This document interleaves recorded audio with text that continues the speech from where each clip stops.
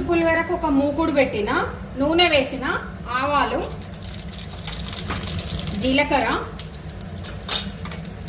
పల్లీలు, శనగపప్పు, మినపప్పు, పచ్చిమిర్చి, ఎండుమిర్చి, కరివేపాకు. ఇవి మంచిగా వేగినాయి. అందులో నేను ఎల్లిపాయ దంచేసిన, ఇంగువ వేసిన, పసుపు వేస్తున్నాం.